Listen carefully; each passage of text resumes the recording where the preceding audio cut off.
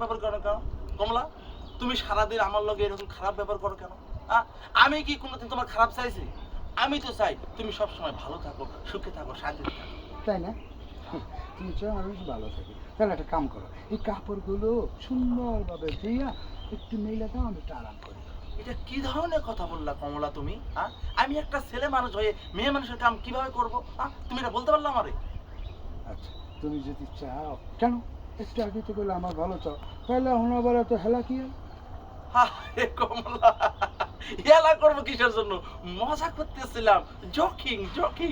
তুমি বললে বিশ্বের সবকিছু তোমার সামনে এসে হাজির করবো, এমনকি তোমার সামনে এই ছাদ থেকে পড়ে আমি মারা যাব। কমলা, তুমি একবারও না করলে না যে সখী তুমি লাফ দিয়ে পড়ো না, তুমি মারা যাবে, আমি কষ্ট পাবো। তুমি দাঁড়িয়ে দাঁড়িয়ে দেখলা কমলা?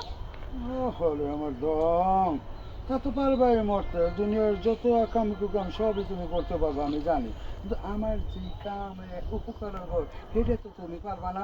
ঠিক আছে, নো প্রবলেম, তুমি সরো, আমি তোমার কাপড় চোপড় এটা একটু হয়েছে।